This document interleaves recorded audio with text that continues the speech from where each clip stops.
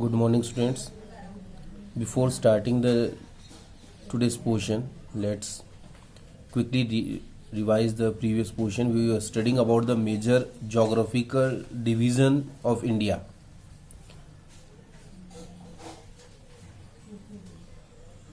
The physical features of India. We start with the north. In the northmost part, we have the Himalayan mountains. When we come downwards, there are the northern plains. Himalayan mountains are in the region of Himachal Pradesh, Jammu, Kashmir. Then we come to Punjab, Uttar Pradesh, Bihar. This region is called the northern area of northern plain. Then we go more downwards. We have the peninsular plateau. In the west eastern part of the peninsular plateau, if we look towards the south, if we look toward the north, that is in the western part, that is the Indian desert. On the opposite side, there is the coastal plain, and in southmost part there is an Iceland islands of India. So these are the main physical features of India. We have started study of the Himalayan mountain. Himalayan mountain are the newest and the one of the highest mountains in the world. These are stretched on the northern border of India. So these starts from Kashmir and these are stretched to Arunachal Pradesh in northeastern part of India. The Himalayan mountain can be divided into different ranges, different parts. The first part is called Himadri. Himadri is in the northmostern part of Himalaya, and these are the mountains which have some of the highest peaks in the world. And these are the most thickest mountains in the Himalayan range. If we talk about the peaks in the Himadri region, there are few peaks are there in Nepal and few are in India. These are Mount Everest, Kanchenjunga, Makalu, Dholagiri. These are the top 10 peaks in Himalaya. If we see, the highest is Mount Everest with 8,848 meters, and the lowest is 7,728 meters. So these are, we can say that these are the highest mountains in the world, and this area is mostly snow covered whole throughout the year. Then we come to the next part of Himalaya, that is called the Shivalik region. These are the outermost ranges of Himalaya. They extended over a width of 10 to 50 kilometers and have an altitude varying from 900 to 1100 meters. So these are also high mountains, but these are not that much high in comparison to the Himadri region.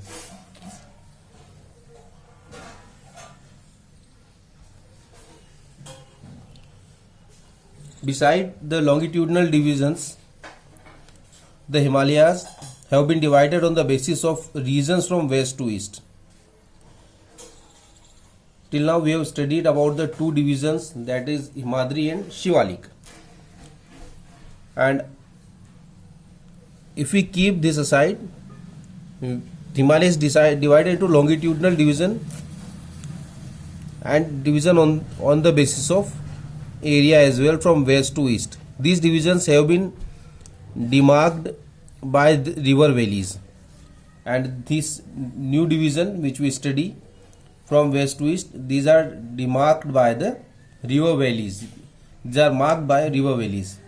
For example, the part of Himalaya lying between Indus and Satluj has been traditionally known as Punjab Himalaya,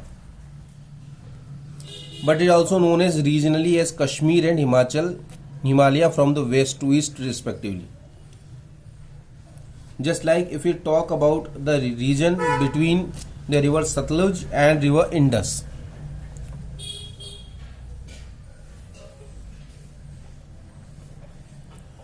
So the area between river Satluj and river Indus is traditionally it is known as Punjab Himalaya, but in many times it is known as Kashmir Himalaya and Himachal Himalaya as well. The part of Himalaya lying between Satluj and Kali river is known as Kumaon Himalaya. Now if we move forward and we move ahead from river Satluj to river Kali, the area between these two is known as Kumaon Himalaya. Then the river Kali and Tista river demarked the Nepal Himalaya.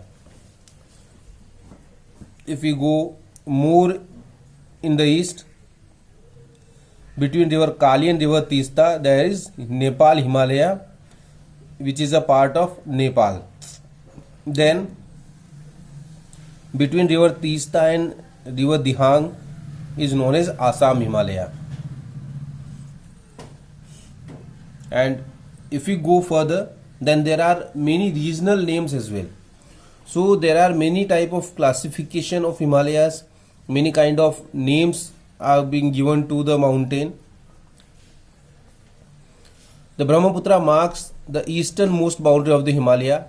Beyond the Dihang Gorge, the Himalaya bend sharply to the south and spread along the eastern boundary of India. In the eastern part, the Brahmaputra is the boundary of Himalaya. It makes the boundary of Himalaya. From there, it turns sharply to the east. They are known as Purva Chalur, the eastern hills of and mountain. These hills running through the northeastern states are mostly composed of strong sandstone, which are sedimentary rocks. So this area is made up of sedimentary rocks covered with dense forest, and there are a dense forest on these hills which are there on the eastern boundary of India. They mostly run as parallel ranges and valleys. The Purvanchala comprises the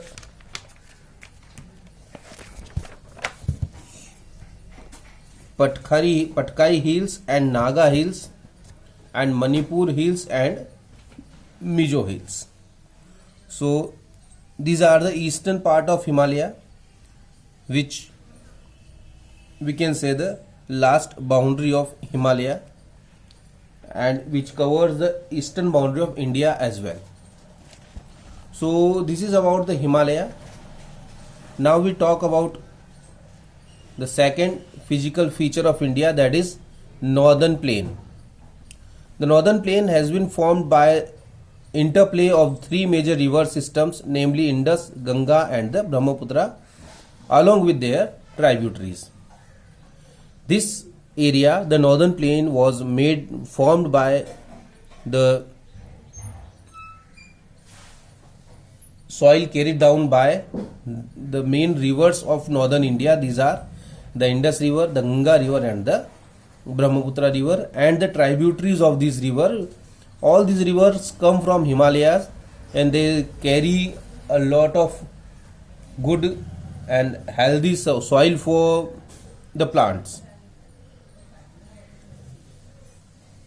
That is the alluvial soil. So the deposition, this area is made up by the deposition of alluvial soil by these rivers. When these rivers come down from Himalaya, they carry down this soil, and at the time of the floods, these rivers sprayed the soil in the foothills of Himalaya, in the coastal region of these rivers. So this make this area a fertile plain. It's spread over an area of 7 lakh square kilometer. The plain being about 2400 kilometer long and 200 to 230 kilometer broad. It is a densely populated physiographical division with a rich soil cover combined with the adequate water supply and favorable climate. It is an agriculturally very productive part of India. This area of India is densely populated. A lot of people live there because this is a very fertile area. Most of the production that is done in India is being done in this area, and because this area has a good and very adequate water supply, then the climate of this area is favorable for the agriculture. So here we have a lot of people living and they are engaged in agricultural activities. The rivers coming from northern mountain are involved in deposition work. In this area there are a lot of rivers and most of the rivers are coming from Himalaya. So these rivers involved in the depositional work. It means they carry down the soil, alluvial soil with them, and they deposit the soil on the banks. Whenever the floods comes, the river water spread through the area, and because of that they are regularly depositing the alluvial soil. In the lower course, due to gentle slope, the velocity of river decreases, which results in the formation of riverine island. In some of the lower areas of this region, the slope of the land is getting gentle. In the top area there is a high slope, so river flows with speed, and as we come down the slope gets gentle, so the river started flowing slowly, and due to the lack of velocity, the rivers in this area many times it forms the riverine islands between the rivers. The rivers in the lower course split into numerous channels due to the deposition of silt. As the silt is deposited by the rivers, many times it divides into many branches. These branches are called distributaries. The northern plain is broadly divided into three sections. The western part of the northern plain is referred as Punjab plain.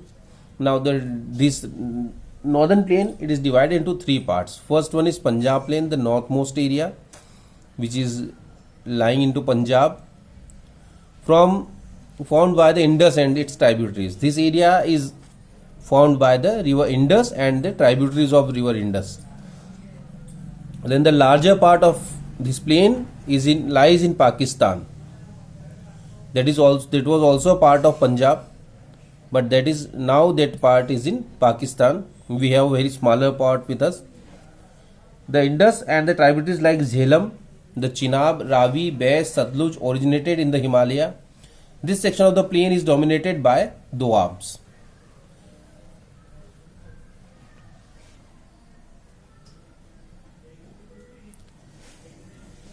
In this river, there are the 5 main rivers which flows. They are the Indus, Ravi, Jhelum, Chenab, Satluj, Beas. And due to these 5 rivers, this area is called Punjab.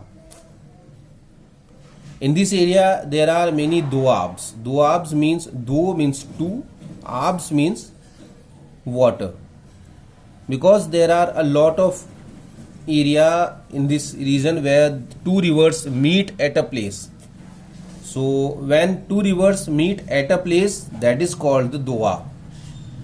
So there are a lot of doabs, and because all 5 rivers meet in this area, so it is called Punjab. Panj, it means 5, and ab, it means water. So because this area is irrigated by the water of 5 rivers, and all 5 rivers meet together in this area, so it is called Punjab.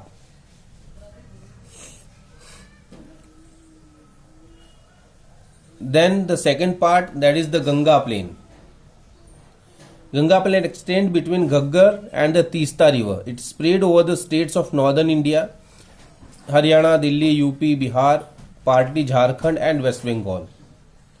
To its east, particularly in Assam, lies the Brahmaputra plain. The second area, that is Ganga plain, it is traced from Haryana to West Bengal, and then in the eastern part there is the Brahmaputra plain, which is particularly there in Assam, near the on the coastal area of the river Brahmaputra. So this is all for today. Tomorrow, next time when we meet, we will study more about the northern plain. Thank you.